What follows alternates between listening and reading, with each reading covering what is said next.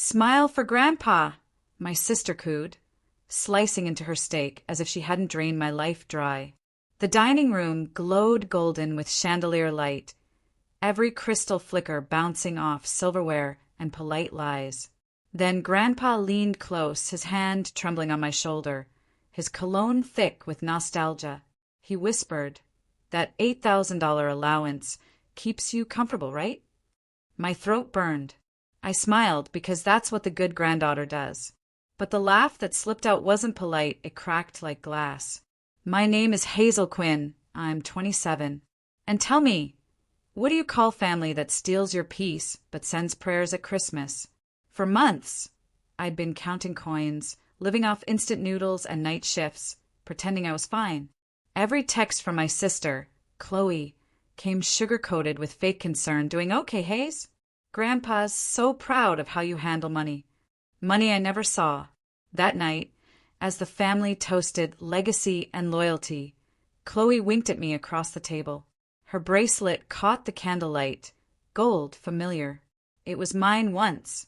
I excused myself before the tears showed and walked straight into the hallway where the portraits hung. All the Quinn men in black suits watching. I opened my banking app again, just to prove to myself I wasn't paranoid. But the account history glowed like betrayal itself. Every $8,000 transfer signed for Hazel, but beside each Chloe Quinn. The air thickened. My hand trembled over the phone. I should have slept that night. I should have waited till morning. But curiosity can be crueler than hunger. At 12:07 a.m., my phone buzzed. Account activity alert. Then another, and another. The message that followed made my heart stop, because it wasn't from the bank anymore. It was from her. The message blinked on my screen like a dare. "If you're awake, you already know. Don't call Grandpa. Don't talk. Just stay quiet."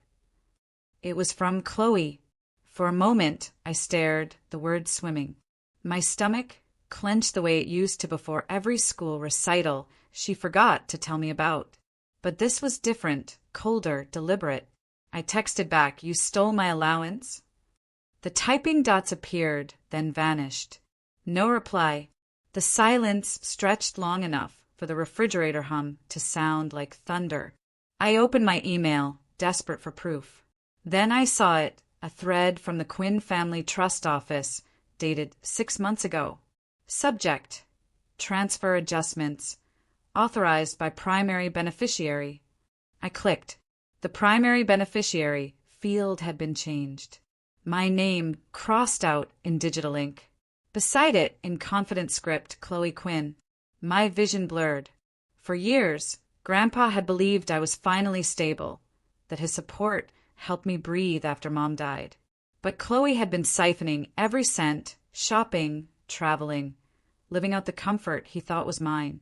And the worst part, she'd kept the act alive, sending me small gifts from her savings. A sweater at Christmas, a $50 transfer for groceries, my own stolen money wrapped as her generosity. I scrolled down to the bottom of the email. A digital note glowed faintly. Pending renewal, midnight, October 5th. My clock read 12:19 a.m. That's when I realized the message wasn't a threat. It was a warning. I opened my laptop, pulled up the trust portal, and froze. The login page flickered, then redirected automatically to a different user ID. The screen displayed a name I hadn't seen in years.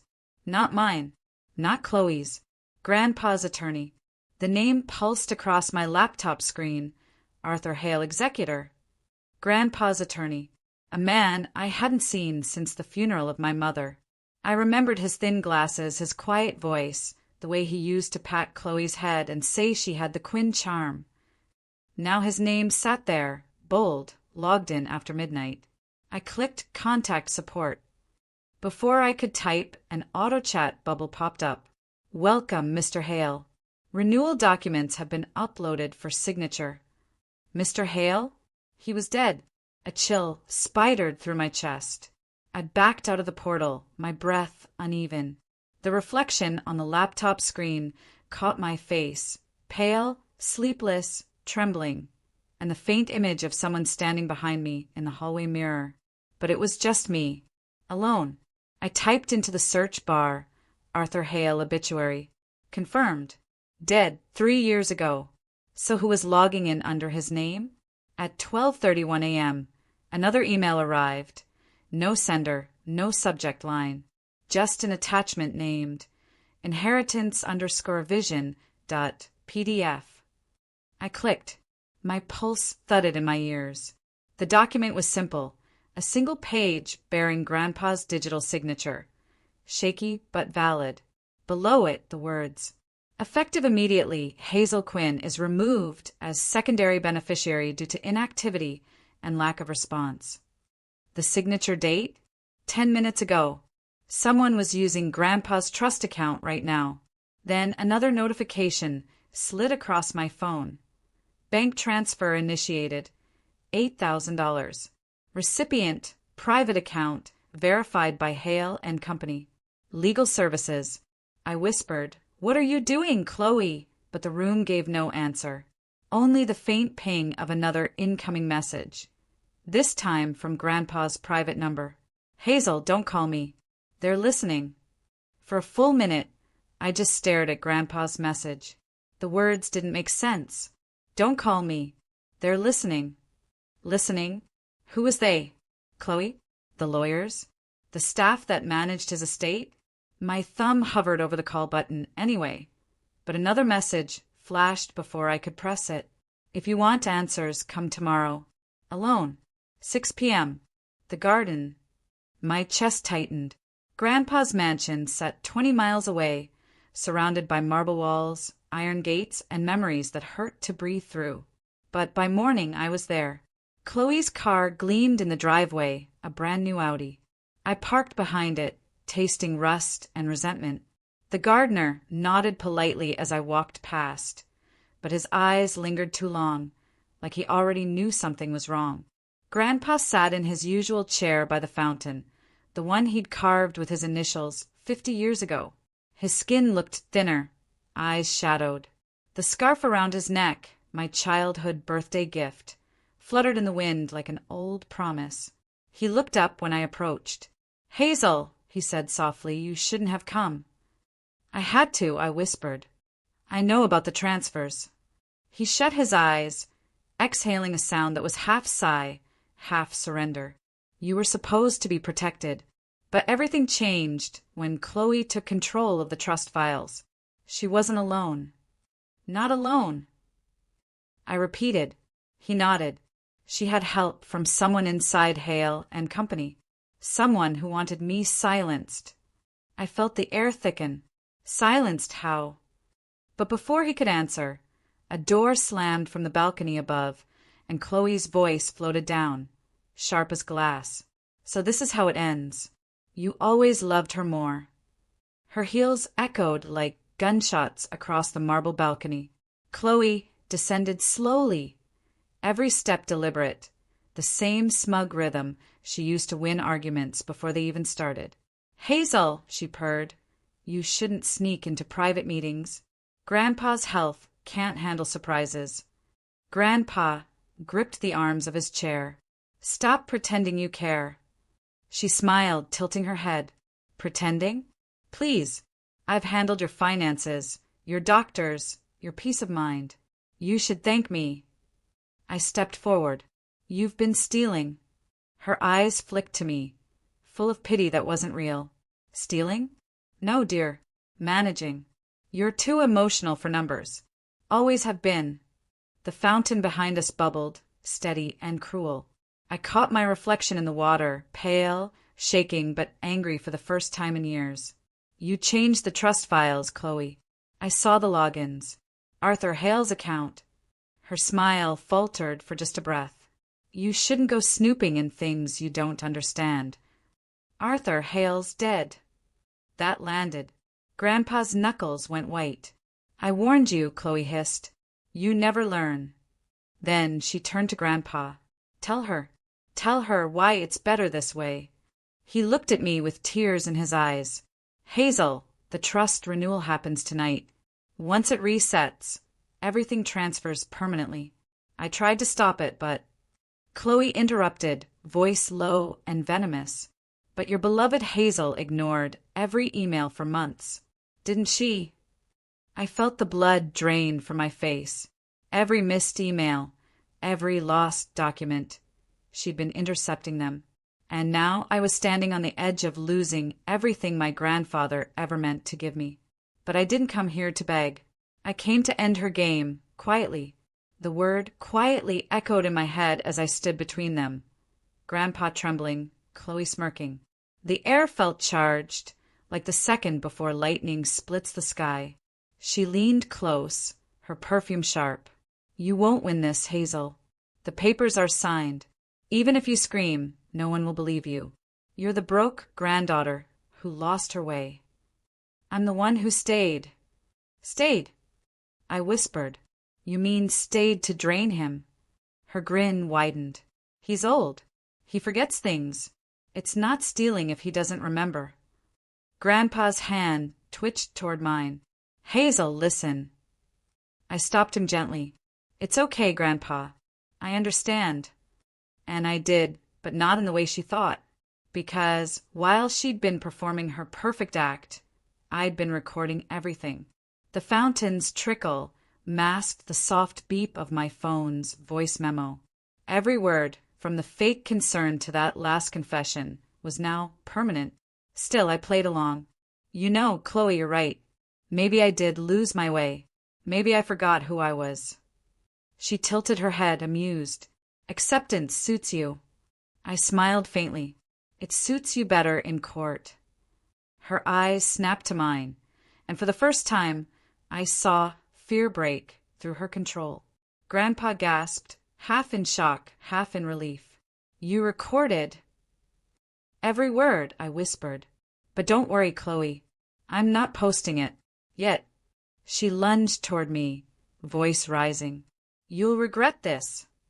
The housekeeper appeared at the archway, startled. The tension shattered as Chloe stormed back inside, heels cracking against the tiles. Grandpa reached for my hand. Hazel, be careful. There's more you don't know. His voice dropped to a whisper. The money wasn't hers either.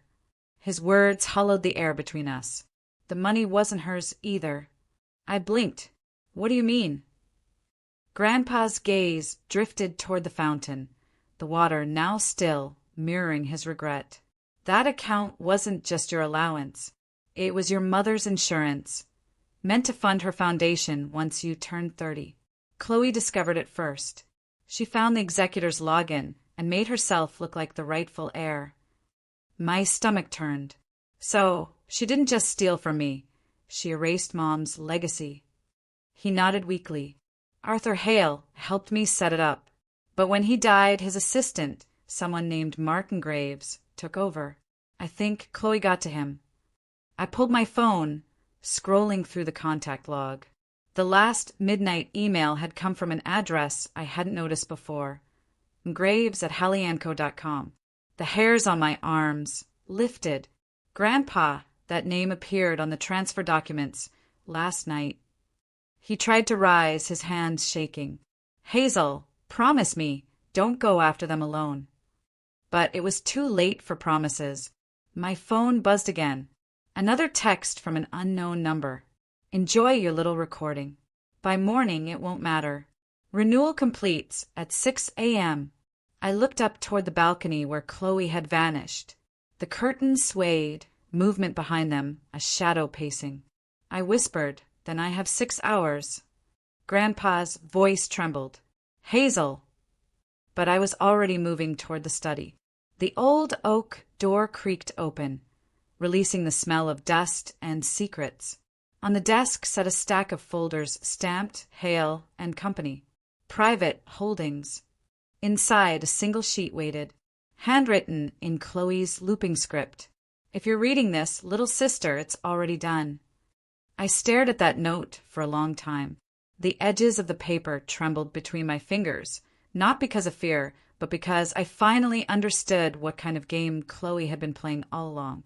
She hadn't just been greedy. She'd been planning this for years, one careful forgery at a time. Her handwriting, her access, her timing, all choreographed to make sure every trail led back to me. If Grandpa died suddenly, the world would think I had stolen from the family trust. The broke granddaughter who snapped. The girl who couldn't manage her own life. I exhaled slowly, fighting the panic clawing at my throat. "Not this time," I whispered. I took out my phone and opened the recording folder. The fountain gurgled softly through the background as Chloe's voice played, smug, cold, self-assured. "It's not stealing if he doesn't remember." I compressed the file, renamed it Trust Renewal, October 6, 25, and attached it to an email address to Martin Graves, the man behind Hale and Company. Then, without hesitating, I copied the Financial Ethics Board, the family's audit department, and the regional media tip line. Subject line: Unauthorized transfer evidence. Fraud under Hale and Company. I hovered over send, then pressed it. The email whooshed into silence. Grandpa's voice trembled behind me. "Hazel, what did you do?" I turned, meeting his eyes. "I just gave her exactly what she deserves, the truth." He nodded slowly, tears glinting. "Your mother would have been proud." The first light of dawn spilled through the glass doors as police cars rolled past the gates. I didn't call them, someone else had. Later, I'd learn it was the gardener who'd overheard the balcony argument and reported a family fraud emergency. Chloe appeared in the doorway moments later, hair tangled, robe askew, phone in hand. She froze when she saw the flashing red and blue lights. "What did you do?" she hissed. "Nothing you didn't do first," I said quietly. "Only difference is I left proof." Her jaw locked, but her voice faltered. "You think this fixes anything? You'll destroy us both." I stepped closer, calm now. "Maybe, but at least the truth will survive." As the officers entered, Grandpa squeezed my hand. "You've ended it, Hazel." Outside, the morning air smelled like wet earth and endings. A week later, an official notice arrived from the bank. All frozen funds from the Quinn Family Trust have been reallocated to the Hazel Quinn Foundation for Recovery and Education. I read it twice, barely breathing. The scarf Grandpa had once worn now lay folded on my desk, soft, frayed, familiar. For the first time in years, I didn't feel poor. I just felt free. And somewhere deep inside, I heard my mother's voice again, gentle, steady, unbroken. "Legacy isn't about money, Hazel. It's about what you restore when the truth finally breathes."